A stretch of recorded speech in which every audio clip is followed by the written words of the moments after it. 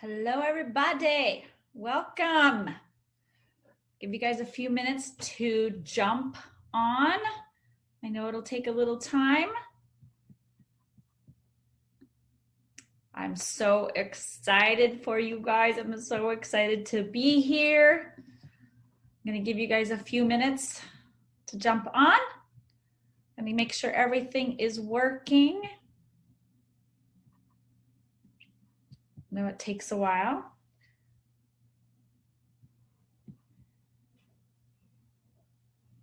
All right, so letting you guys get on. How are you all doing today? How excited are you for this? I am so excited.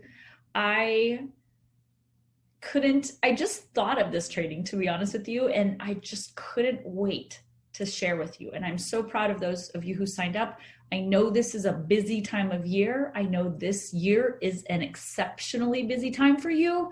And I want you to know your time will be so worth it. Whether you watch this live or you watch the recording of it, it will bring you value. It will help you feel better because of the way you're thinking about your work and how you're going to show up. This is a game changer, you guys. So while I'm waiting for y'all to jump on, I'll introduce myself to those of you who don't know me or know me very well. Perhaps you know the Empowered Principal podcast, or you have read a copy of the Empowered Principal book that I wrote about my journey through school leadership. So my name is Angela Kelly Robeck.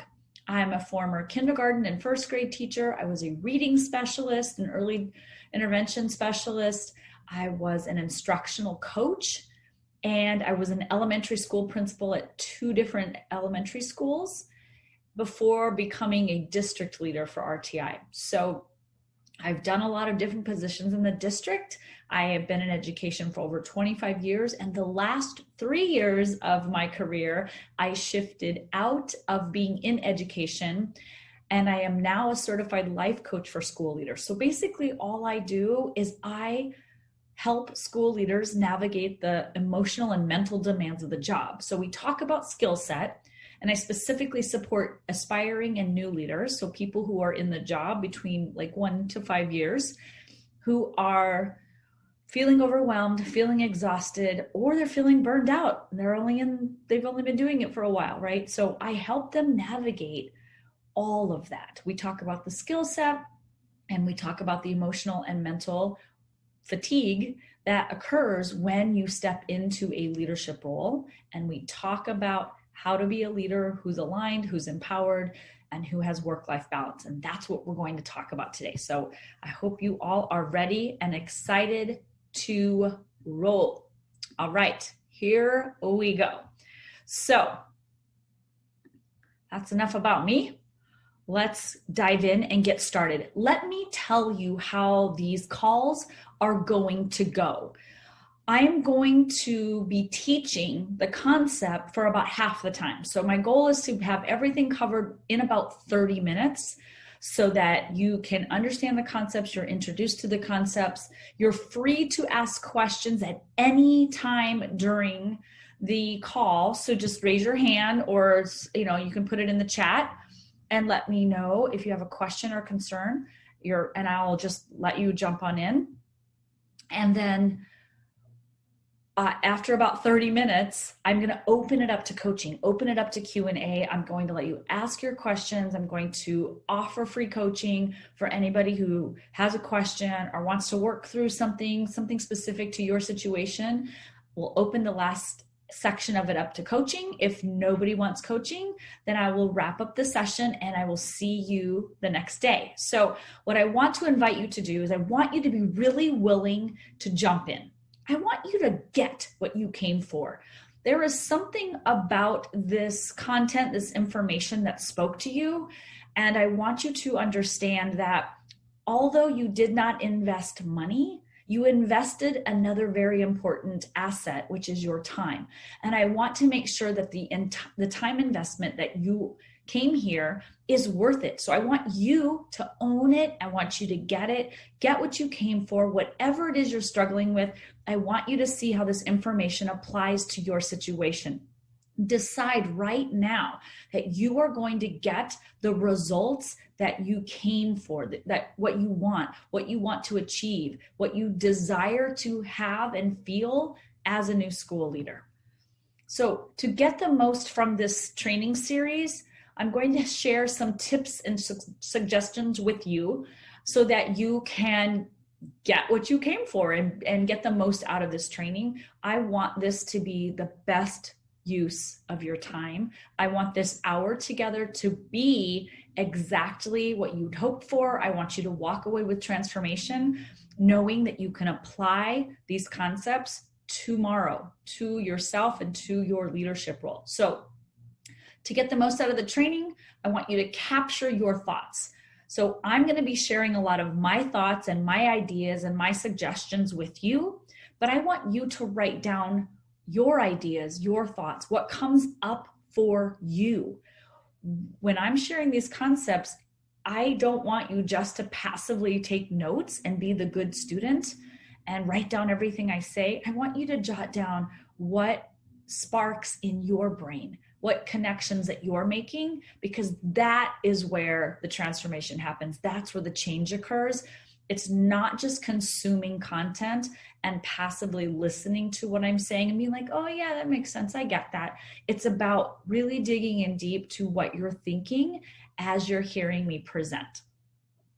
Number 2, self-coaching is really important. And what I mean by self-coaching is simply scheduling in 15, 30 minutes, 60 minutes, giving yourself some time to ponder these concepts, to process them, and then to think about how you might apply them in your life. So whatever you're struggling with in your career or the work-life balance piece, whatever it is that you're feeling, something that you want to change and you want to like step into a different energy, give yourself some time to think about how you might apply what we're talking about today and put it to use. Number 3, intentional thinking. I want you to consider the thought and try on the thought, I have everything I need right now to be an effective school leader. I have everything within me to be a school leader. And if you're an aspiring school leader, I have everything I need to become a school leader. I want you to hold on to that thought. Try it on. Try it on like a new hat or a new pair of shoes and see, how does it feel? Does it feel true for you? And if it doesn't feel true, is there any kind of evidence that you can come up with to support that it is true, that you have everything you need to be a school leader? If you're a school leader right now, I know that you have what you need because you are a school leader. You're doing the job. Even though it feels awkward, even though you feel like you're clumsy or you don't know what you're doing or you're uncomfortable, you actually are a school leader. So you want to step up into that new role. You're up leveling who you are in the field of education. So intentional thinking, I have everything I need to be a school leader. If you're an aspiring school leader, I have everything I need to become a school leader. Number 4, this is all applicable. How does this apply to me? I want you asking that question, no matter if somebody else is getting coaching or if I'm sharing a concept that doesn't really seem to apply to your school district. I want you to dig in a little deeper. Where could this apply? How does it matter? Everything is applicable. And I want you to constantly ask yourself, where in my situation does this concept apply? Finally, I want you to consider the thought, empowered leadership is non-negotiable. What if it were not an option to not step into your empowerment, to not own this position, to not fully feel aligned to being a school leader, and not just any school leader, but a highly efficient, a highly effective, a highly productive, and a balanced school leader. Somebody who knows what they're doing, knows how they're doing it, has a vision, implements that vision, is not afraid to fail, is not afraid to try again, is not afraid to make empowered decisions, and is not afraid to stop working and to have faith and trust that everything will be okay and take time to refuel and create balance in your life. So it's non-negotiable, empowered leadership. Finally, I want you guys to make this fun. I want this to be fun for you. We take school so seriously, right? We take it so seriously, and we think that we've got to be serious and we've got to be professional and that, we need to be business oriented. And there's a time and a place for that. I get that. And I'm bringing that home to you today. I'm being professional and all of the things. And you know what? Life is meant to be fun, and it's meant to not be so serious all the time. And we have to step out of thinking that everything is so serious and so dire and so, what's the word I'm looking for? Just, it's like that it's do or die, basically, right? We have this all or none mentality around school leadership, and it's all great or it's all bad. And we're just so serious about it. So just relax a little bit, lean into it, have some fun. Let's laugh at ourselves. Let's laugh at the situation that we're in right now. Like, it's crazy, right? It's wild. We could not have ever dreamed of this 6 months ago. So just have some fun with this. All right. Okay. So let's jump in. We think that the biggest problem we have in school leadership is all the things. So we think that it's COVID. We think that it's online learning. We think that it's the technology. We think that it's the teachers and the staff who are needing us and who maybe aren't stepping up, or whatever your thoughts are about your teachers and staff. Or maybe you think it's not having the resources you need, not having enough money to get the resources you need, not having the time to get everything done. We think it's the parents. We've got to be there for kids. The community needs us. The community's demanding. The pressure to perform is higher than ever. We think it's the district or the city or the state or the county or the feds, or we think it's our boss. That's a big one, right?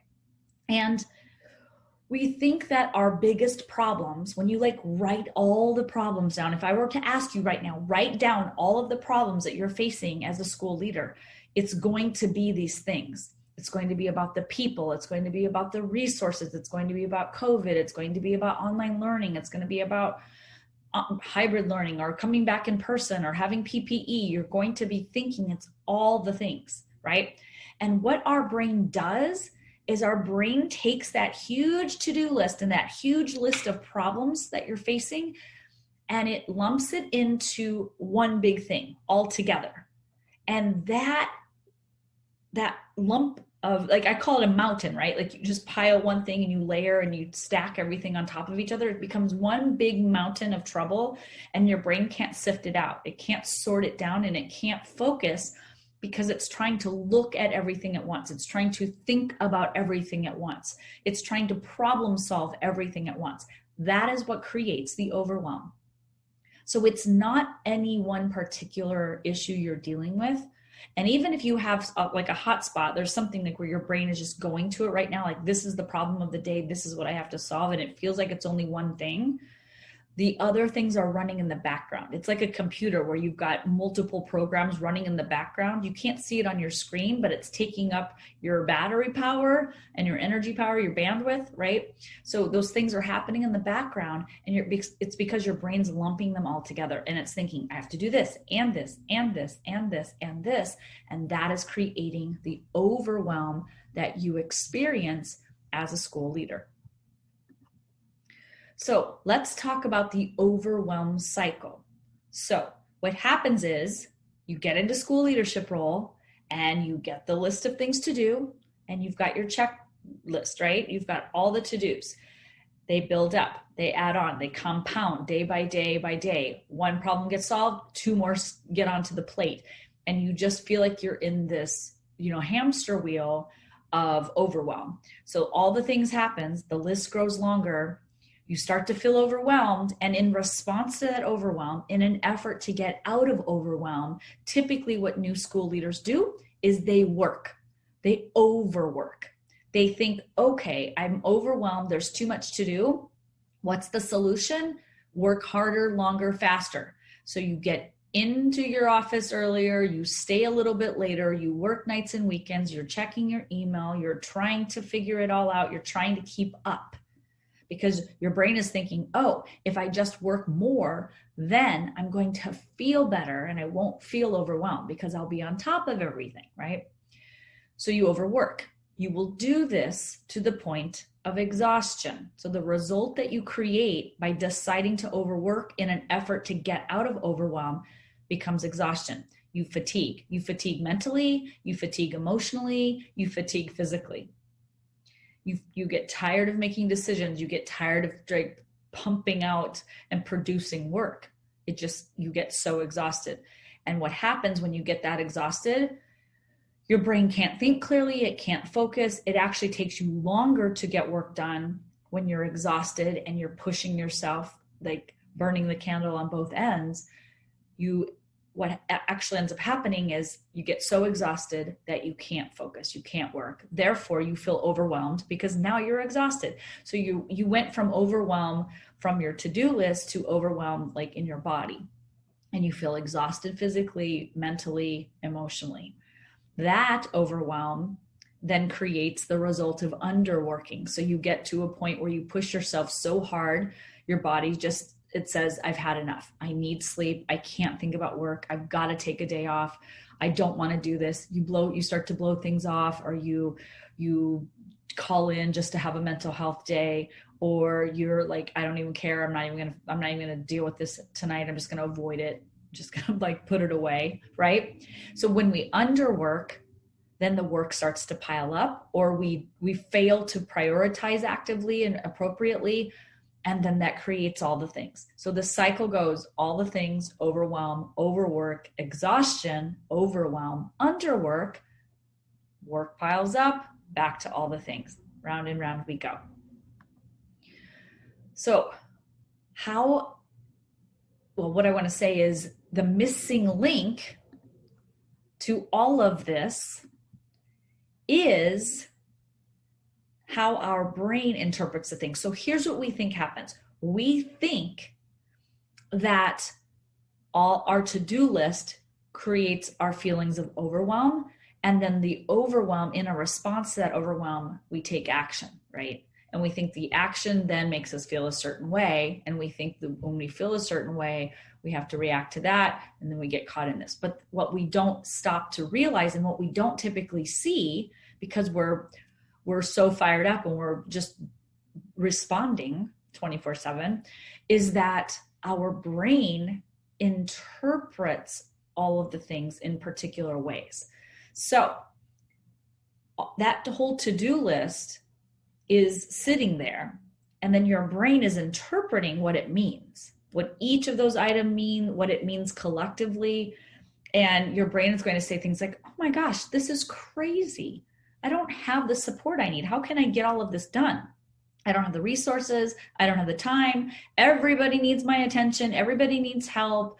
I'm spending so much time doing XYZ when I want to be getting to ABC, right? I'm not getting to everything. I should be getting more done. Things keep changing, right? When you think, oh my gosh, something's changing again and again. I feel like I'm spinning my wheels. I feel like I'm stagnant. I can't make any progress because things keep changing, right? I know the plans have been changing for school leaders over and over and over again. And it feels like you're stuck spinning in the change versus getting to the things you need to get to. And eventually you start to think like, I don't know if I can do this. I don't know if I can take this. This isn't what I signed up for. I don't want to be doing this. This is not what I had planned for myself and my life. So we interpret this situation, especially this year in COVID, right?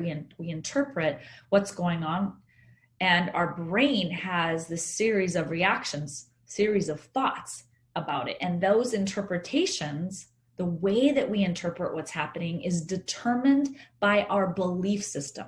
Our belief system is basically just, I call it a belief story, or a series of thoughts in your mind that all come together into a story. And those belief systems are what we believe to be true about the world, to be factual, to be like kind of hardcore, like the 6 o'clock news facts, right?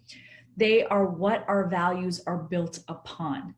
So there's a situation, your brain interprets that situation in a particular way, and the way that your brain decides to interpret and make that, let's say like online learning this year, the reason that your brain is interpreting it that way is determined by the belief systems that you currently believe are true or factual. Okay, so let me break this down. Your belief system whatever you believe to be true about the world, whatever is what you value. So when you value being responsible and taking responsibility as a school leader, you might think to yourself, it's my responsibility. I need to get all of this done.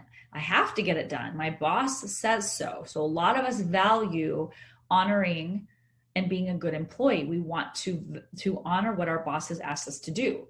And we value doing a good job, getting it right, being the best version of ourselves. And we want to hold up to our value because we believe that being a good leader includes being responsible, taking ownership, getting everything done on time, making sure our boss is happy. Another thing we might value is liking people. We want to build relationships. We want people to like us, trust us, follow our leadership. We want our boss, our team, our community to approve of us. We want to feel like we're doing a good job. And we think that when we're doing a good job, people will approve us. They will like what we'll do. They'll tell us we're doing a good job. And we value that, right? So our belief systems, what we think is true in the world is what we value. And what we value is what we believe should be happening. So we're going to talk a little bit more about values in a minute, but I want you to start thinking about and take a moment and write down some ideas about what you believe to be true about yourself as a school leader, about what you think a school leader should be, what you value as a school leader. So all of this to say that our biggest problem isn't actually that we have too many demands. Remember in the emails when I was explaining to you that what we think is our biggest problem isn't? This is key. I want you to take note of this. Our biggest problem isn't that we have too many demands on our plate. Our biggest problem is that what we value and our set of expectations and our desires, the things that we want for ourselves and for our school and for our leadership role and for our personal lives. So what we value, what we expect, and what we want or desire, when those things don't align with the current reality of our school leadership position.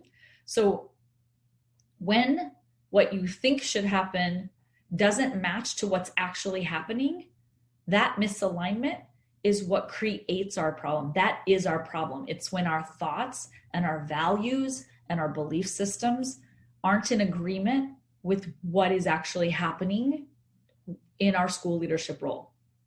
There is a misalignment there, okay? This happens to us all the time, right? It's called cognitive dissonance. Cognitive dissonance is when we expect or want something to be or to feel different than it actually does. So COVID's a perfect example, right? We thought last year, we expected last year to be different than it was. We wanted to be with our kids. We wanted to finish out the year. We wanted to teach them. We wanted to have graduation parties, and we wanted to celebrate and have closure to the end of the year in person. That's what we expected. That's what we wanted. We value in-person education because we believe that that's how kids learn best, right? If you have a belief system that that's how kids learn best is in person, and you believe that teachers teach best, and you believe that you lead best when you're in person on your campus, when you have that belief, and the reality of life, which was we couldn't be in person for a period of time, when that was the reality, but we believed something different to be true, those two things weren't in alignment. And that created cognitive dissonance. It's when basically cognitive dissonance is just when you have two sets of thoughts in your mind that are opposing. So opposing thoughts, opposing belief systems. And what happens is you're believing two different thoughts that don't mesh. They don't make sense and they don't align. Let me give you an example. So one of the things I hear new school leaders say is that they want to be on top of everything at work. I want to be on top of everything at work. I want to be a good leader. I value being on top of things, being like knowledgeable and skilled and meeting deadlines and meeting with people. I want to be on top of everything at work. the scheduling, the students, what's going on, instructional learning. You want to be that instructional leader. You want to be connected to your staff. You want to be on top of school culture. You want to make sure there's no toxicity. You want to make sure that children are being treated fairly and equitably. You want to make sure that you're dealing with racism in the schools and in the curriculum. You want to make sure that you're providing equitable opportunities for all kids and all families. You want to be on top of everything at work, but you also have a thought, I want to go home before the sun comes up tomorrow, right?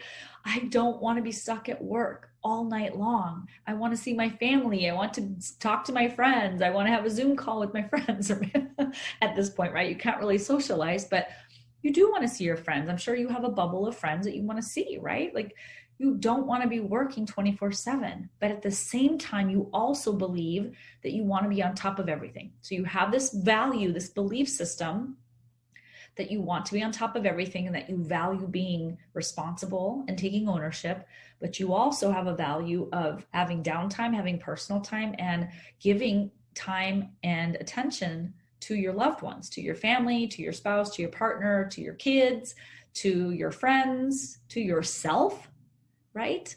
So that's what cognitive dissonance is. It's when we have two value systems, two belief systems, two thoughts that are not in agreement with one another. So the internal conflict happens when you're thinking, being on top of everything. Like, why do I want to be on top of everything? Why do I value being on top of all the things at work, right? And it's because if you think, oh, I'm on top of everything at work, right? How do you feel? You feel productive, effective, organized. You feel like people approve of your work. Like, you are getting the approval, you're getting the ratings, people are liking you, you're a great principal, you're taking pride in your work. You are going to feel really amazing when you believe you're on top of everything at work. It feels really good to be on top of everything, doesn't it? I love it too. But I also love work-life balance. Now, what's the value? Why do I value work-life balance? Why do I believe that it's an important part of my life? Because when I have work-life balance and I don't overwork, I'm more rested, I'm rejuvenated, I'm energized, I'm more alert, I'm eager, I'm focused, I'm clear-minded, I'm balanced. So you can see that those two thoughts, those two value systems, being on top of everything and working to the bone, it creates one problem, but it solves another problem. And then the flip is true, right? If you have work-life balance, you might not feel like you're on top of every single thing at work, but you are rested and rejuvenated and ready to take on the day. So there is an internal conflict in terms of your values. This is completely normal, okay? Completely normal. I want you to hear that. Your brain is wired to seek out pleasure, to avoid pain, and to make things as easy as possible for you. Like, your brain's on your side. You are one and the same. You are on the same team. Your brain wants you to be happy. It wants you to have pleasure. It wants you to be comfortable, and it wants things to be as easy as possible for you. It doesn't want to see you struggle. It doesn't want you to feel bad. So it attaches to thoughts that are in conflict with one another because both of those thoughts solve different problems. Let's take another example. This is a common example that I hear a lot of school principals, especially when they're new, have in their minds. They want to have an open door policy and be available. They value connection, communication, relationships, and building those relationships. And they believe that they should have an open door policy because what they're thinking is an open door policy lets people think that I'm available, that I'm approachable, that I'm relatable, that I'm here to serve them, I want to help them, and that I'm, I can be reached at any time. I'm very available. So you want to have the open door policy, you value that, and you choose to have an open door policy because you value the connection and you believe that this is the solution. Now, on the flip side, you also will say, I can't get anything done because I'm constantly getting interrupted, right? And what you're valuing in this case, like you believe that you should have this open door policy, and you believe you should be getting things done for work with an uninterrupted block of time. You want time to focus and get the work done, but you're getting interrupted. So the open door policy is solving the problem of being connected with your team and letting them know that you're open and available for them. On the flip of that open door policy is creating a new problem, because now you're not able to get as much done because you're getting interrupted.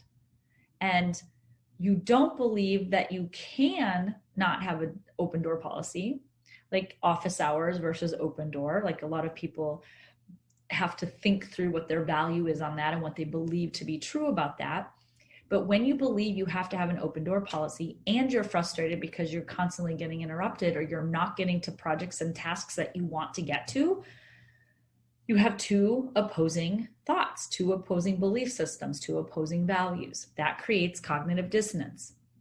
And that internal conflict is this: when you build relationships, how do you feel? You feel like you're interested in people, that you're being authentic, that you're being relatable, compassionate, kind, generous, connected.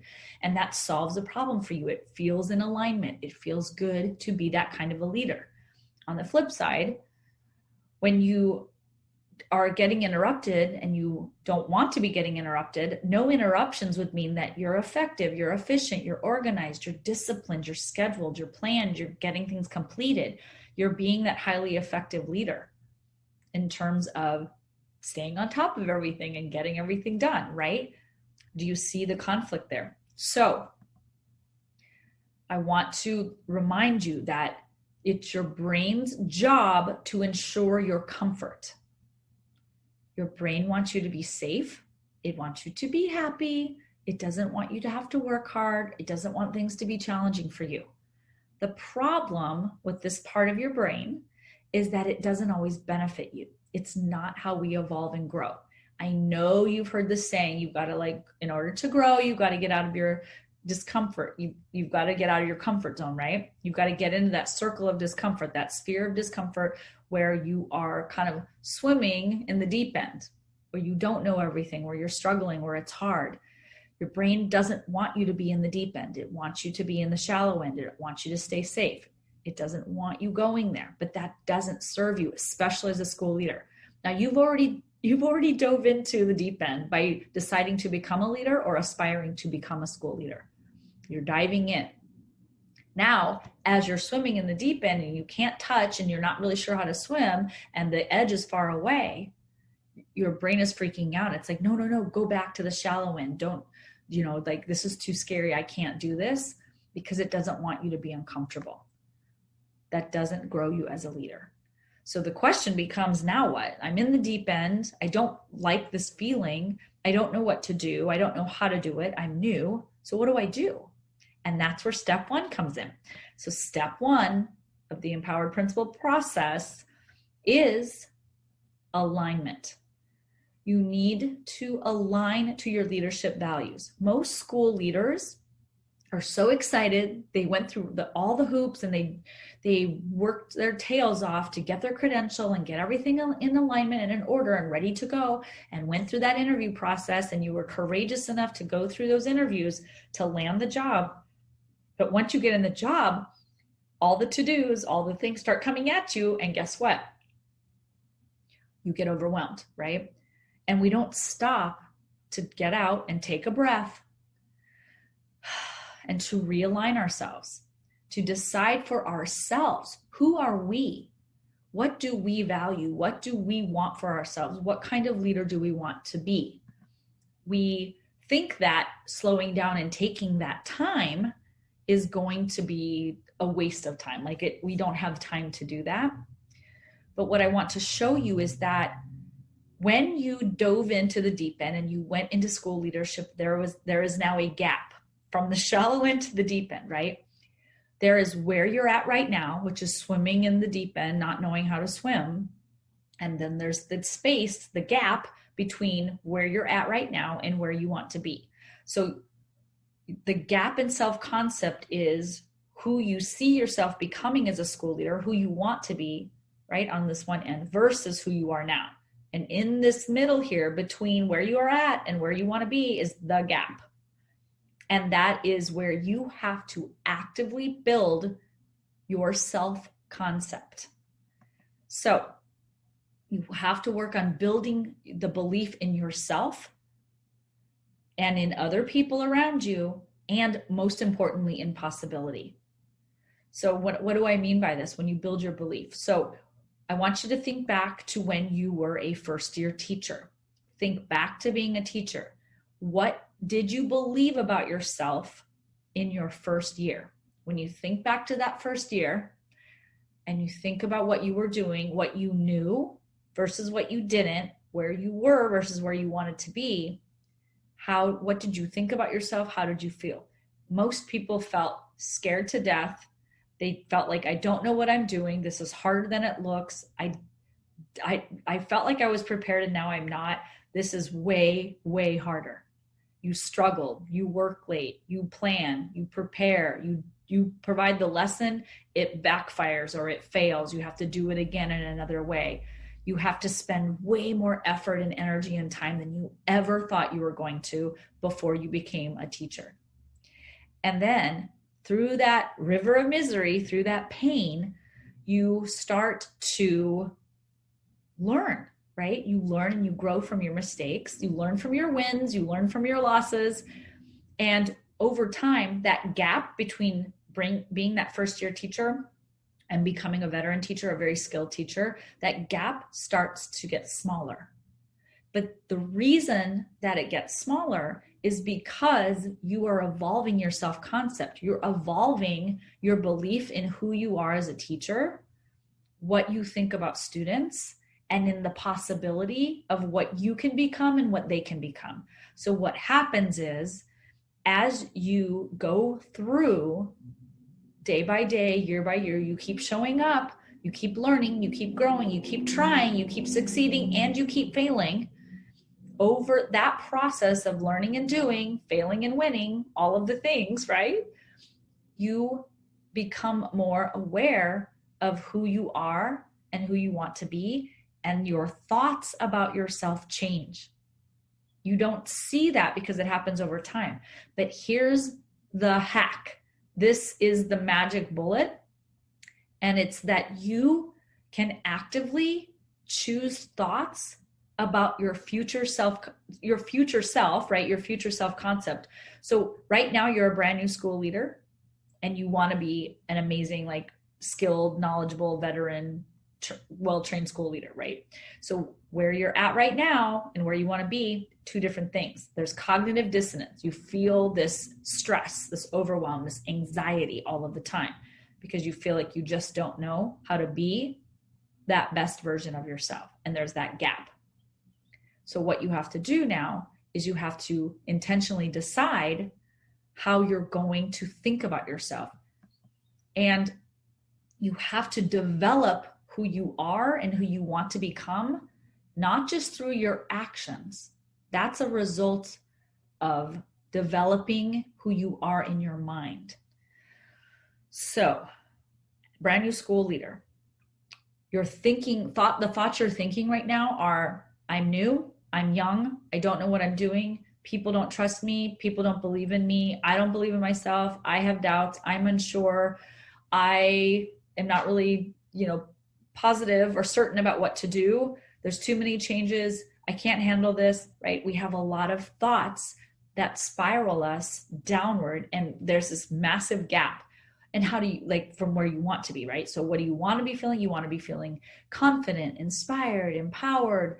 You want to be feeling like you have clarity, and you want to be feeling peaceful. You want to feel balanced and connected. You want to feel like you know what you're doing, that people like you, that you have influence, you have impact, and that you have balance. You want kind of the whole package. But the reality of your life is that you don't have that now. So there's the gap. And what you have to do, most people think we have to do the actions to build the skill set. I'm offering the alternative concept where you have to develop your mind, who you are, what you think about, right? So the way that you do this is that you determine your leadership values first. You think about the leader you want to become, and you decide on those values of that leader who is empowered, who is well trained, who is effective and efficient and productive and all the things. So when you think about your values, and I'm not just talking about jotting down a few notes about like, oh, I value this and I value that. I want you to look at your actions because they speak your values. Your actions show you what thoughts you believe, what your value systems are, what your belief systems are. Your actions show that. So if you spend a lot of time working with teachers and supporting teachers and making sure that their needs are met and that you are making it as smooth as possible for them, those actions that you're taking during your day are the window into your belief systems and your values. So this week, what I'm inviting you to do is to ask yourself 3 questions. Number 1, where are you right now? What do you think and feel on a daily basis? What's going to happen is you're going to be feeling lots of negative emotion. There's going to be a lot of doubt, a lot of fear, a lot of resistance, a lot of awkwardness, a lot of uncertainty. Just you're feeling like you don't know. You're feeling like you don't have the skill set. You're questioning yourself. There will be a lot of doubt and fear. Then I want you to think about where you want to be. So here's the new school leader you are, and the reality of your situation doesn't match with what you want it to be, which is that cognitive dissonance going on. It's those conflicts of here's where I'm at, but I don't really want to be here. And you don't want to be here right now in this real moment, in this real time, only because it doesn't feel good to you, right? So if you were a brand new school leader and it felt amazing all the time, you wouldn't mind being new because you would feel great, right? The reason you feel great are because of your thoughts, your belief system, and your values when they're in alignment. So what we're working towards here is really determining and deciding what our values are. We want to determine and write down what we value, and we want to practice thinking about those values and seeing where we have alignment and where we don't. This clarifies so much for you. So the 3 questions are, where are you now? Where do you want to be? And what do you value? That's it. That's all you've got to do is answer those questions. But I want you to go deep into these 3 questions, not just 5 minutes of scribbling down where you're at, where you want to be, and what you value. I want you to think very deeply, and I want you to come back to the questions, and I want you to add to them. I want you to go to the level where you're being really honest with yourself. How do you actually feel right now? What emotions is your body vibrating? What are you processing? And then where do you want to be? How do you want to think and feel? What do you want to believe about yourself as a leader? What do you want to believe about your students and your staff and your boss and your district and your school? Where do you want to be? What's the end game here? What kind of leader do you want to be? How do you want to feel? And then based on that, what do you value? What are you noticing? What do you value now? Maybe you have some values that you want to shift and you want to change. That's okay. But this week's just about exploring and actually getting very clear about what you actually do value. And if you feel confused by this, what you do is you look at your actions. How are you actually spending your time? You might have a bunch of things on your calendar that reflect your values, but if you're not actually doing those things, you're really valuing something else. So let's just get clear and honest with ourselves about where we're at right now. And it's okay to be super freaked out, super scared, super resistant, super frustrated, just complete fear, doubt, uncertainty, all of those emotions. It's okay. Let's just be honest about that. And then dream and scheme. Like, where do you want to be? Like, this is the time to play and have fun and think about what you want as a school leader, what you value as a school leader, what your biggest desires are, your biggest expectations. Like, how can we meet those expectations? What would it look like? What would it feel like? Who would you become? All of that. Spend a fair amount of time this week processing where you're at, where you want to be, and what you value. Okay?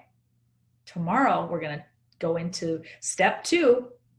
Now that we know what the biggest problem is, it's that misalignment, and that our course of action is to step 1, align.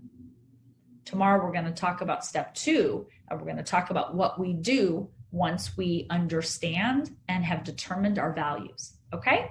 So I'm going to open it up to coaching. Let me check and see if there's anybody on our call who wants coaching. Looking in the chat.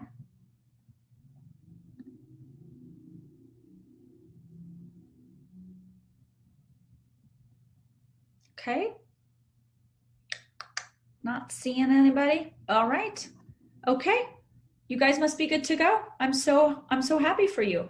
So I'm going to wrap this up. I want you to go right now, and I want you to think about where you're at now, where you want to be, and what you value. And tomorrow we're going to talk about what to do with all of those values. Okay? Have an amazing night, and I will see you all tomorrow. Take care. Bye.